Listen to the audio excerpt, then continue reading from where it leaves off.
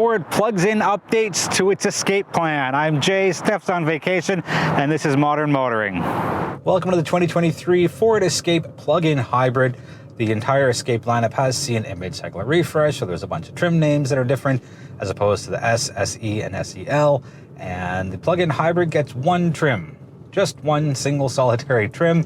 So let's go through that, and we'll go through the outside and the inside and what it's like to drive, and some power figures and some other numbers, and that should wrap us up. So the big difference on the outside is their coast-to-coast light bar. I think it's a bit of a weird name, and it's just a little light bar at the edge of the hood. Doesn't span the entire width of the hood. It's about, 60%-ish, but it definitely adds a bit of personality to it. I can't think of any other vehicle in this segment that has a light bar. Correct me if I'm wrong in the comments, but I don't think there is. Standard LEDs here as well, and it pretty much retains the similar shape from the 2022 Escape. If you have them side by side for a profile look, I don't think you notice much of a difference. Same thing around the rear. They had a little bit of a refresh and tidying up, but for the most part, it's still the same look. I know looks are very subjective. Not as edgy as the RAV4 or the Hyundai Tucson, not as sleek as the Kia Sportage, not as bulbous as the Outlander from Mitsubishi. It just has its nice little place here, and what Ford has done is focused a lot of the improvements here for 2023 on the inside. On the inside, the biggest change you'll see is the available 13.2-inch infotainment screen. My problem with it, all the HVAC controls are stuck in there. So gone are the physical buttons, so I've got to be playing around with the screen at higher speeds if I want to change the direction of the air or anything else HVAC related. So not the best move. Very Ford Mustang Mach-E, except the Mach-E is vertically based and this one is horizontally based. Now, there's a lot of menus in here. It can be a little intimidating. Ford's laid it out as well as they can. Now, your drive modes are a little button on a bar which has your parking camera and your max window defogger, but the problem with the drive modes is there's a little button to bring it up, but you've still got to touch the screen to pick normal, eco, sport, or slippery. And as well, you've got to go on the other side of that screen to change your EV modes. There's four of them. I'll get into more of that once we go into the driving side of things, but I think it's too much reliance on the screen. And I know that's the way the industry is going. I don't really like it, personally speaking. There's a rotary dial as far as gear selector goes. Sorry, as far as the gear selector goes. I knew that sounded funny as soon as I said it. Just like the Ford Maverick, there's no lock around it, so you can just spin it and spin it and spin it, and it'll just go and go and go. It's a nice look. I just wish they kept a few of the hard touch buttons. It's too much, too fast, too soon. For me, anyway. Some people may love the screen. I'm not a big fan of it, at least not yet. Looking right in front of me, I have a 12.3-inch digital instrument cluster. The cool thing here is you get your brake coach, so it tells you your EV metrics, and if you're slamming on the brakes, you get a lower score, and if you're gentle on the brakes, you get as much regen as possible back into the vehicle. So lots of cool information here. That big panoramic sunroof you see behind me and above me, over $1,700 to get that. I think it really opens up the cabin, despite it being a lighter color for the cabin as far as the white seats go. But I don't know, it's a little much as far as the cost goes. I would still get it. I'm a big fan of sunroofs, and I find they just really open things up. Front seats are really comfortable, and that's a typical Ford thing I find anyway. No driver fatigue for me at all. I've done city driving, rural driving, as well as highway driving. Rear seats are pretty comfortable as well, and if you're doing a family road trip or even a solo road trip, I don't see any driver fatigue. Now, everyone's got different comfort levels, but for me, this is a supportive seat. It's a comfortable seat, just enough of firmness balanced with softness to keep me happy. Apple CarPlay and Android Auto are standard here. You got a couple of USB ports, got a 12 volt. Overall, Ford's done really well with the refresh on the interior here. Looks good, feels good, and it's a really comfortable place to be.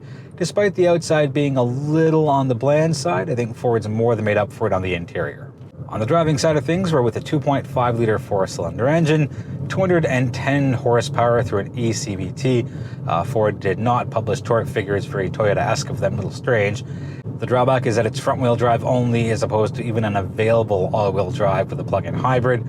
I think that's a miss. I hope they come out with it for the next generation, which should be, I don't know, 24 or 5, say maybe 2027. Range comes in at up to 60 kilometers, and it runs off a 14.4 kilowatt per hour battery. Charging times through a level 1, which is just your household plug, 10 to 11 hours to go from 0 to 100. And if you go through a level 2 charger, that number gets knocked down all the way to 3.5 hours. There's some cool information on the instrument cluster, which lets you know your total mileage, as well as how much has been electric versus how much has been gasoline. So I think it's a good way to gauge yourself, and you're going to get most of your power back by doing lower speed driving. I mentioned EV modes earlier in the video. Let's dig into them right now. So there's 4. There's auto EV, and basically what that does is that provides automatic use of the vehicle's high voltage battery power while you drive, staying in electric mode when possible, and engaging the engine when needed.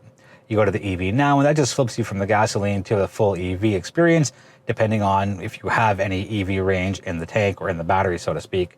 You can go to EV Charge, and that pretty much uses your vehicle's engine to charge the high voltage battery, allowing you to switch to full electric operation later on. So that's just going to hang on to your electric charge, and it's a self-charging style battery. And then we're going to go to EV later, and what that does is it preserves your vehicle's electric range by running the engine as needed and saving existing energy in the high voltage battery for later in your drive. Of the 60 kilometers I started with, I went through those right away, and then I went to the auto EV, and then I loaded up on my EV kilometers as I was doing regular driving, and now I'm back in EV. I've got 35 kilometers in the battery, and that's just been from a day's worth of driving at lower speeds in city conditions.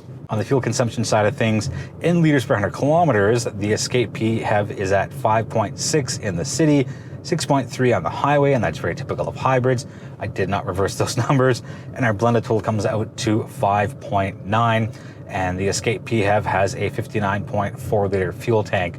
So pretty good numbers. I'm seeing over 1,000 kilometers per tank based off the 5.9 for the combined liters per 100 kilometers and the 59.4 liter fuel tank.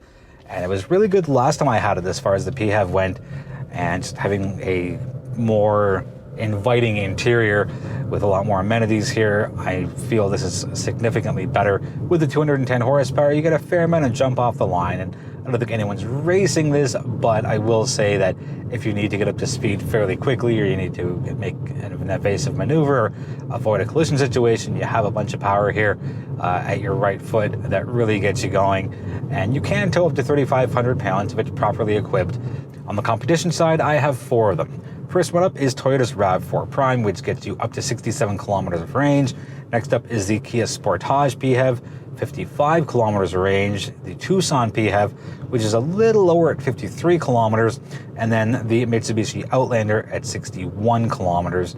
So with the Escape plug-in hybrid, it's 3 out of 5, RAV4 being first, Outlander being second by 1 kilometer than what we have here. On the pricing side of things, the only trim for the Ford plug-in hybrid Escape comes in at $47,499, and RAV4 Prime a lot higher, $53,000 to $58,000 depending on the trim you get, so that's about $10,000 more. Next up is the Sportage, and that price ranges from $48,500 up to $52,000, trim dependent.